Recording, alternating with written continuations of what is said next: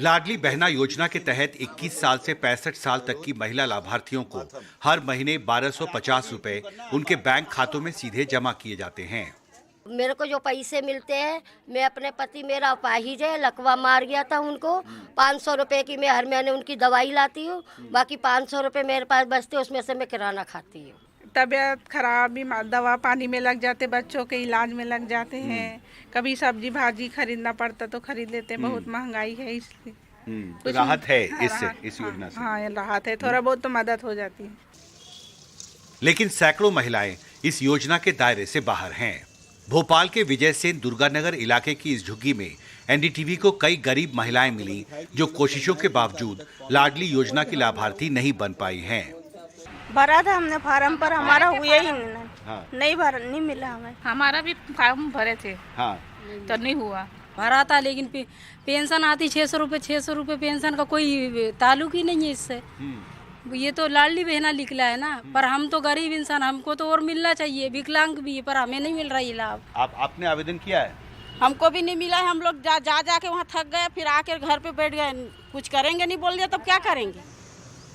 झुग्गी से कुछ ही दूरी पर इस राशन की दुकान में जसोदी यादव पहुंची हैं अपने परिवार के कोटे का मुफ्त अनाज लेने। परिवार में 4 लोग हैं। कहती हैं 20 किलो मुफ्त अनाज हर महीने मिल रहा है। हमको हो गए 6, 7, 8, 10 साल हो गई। 8-10 साल से मिल रहा है।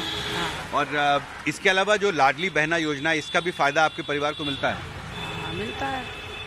लाडली बहना योजना के बारे में सुना आपने? हाँ, मिलता है। पैसे मिलते हैं? हाँ, तो कितने पैसे मिलते हैं? 1200 रुपये महीने।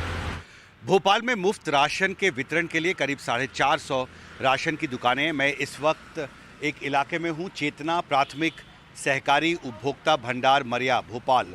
ये पीएनटी चौराहा भोपाल का इलाका है और यहाँ पर आप देख सकते हैं, यहाँ पर कुछ लाभार्थी आज सुबह सुबह मुफ्त राशन लेने यहाँ पर पहुँचे हैं। और इस राशन की दुकान में करीब 400 रजिस्टर्ड लाभार्थी हैं जिनको हर महीने प्रति व्यक्ति 5 किलो गेहूं और चावल मिलता है। मुफ्त राशन योजना कितनी महत्वपूर्ण है? काफ़ी महत्वपूर्ण है।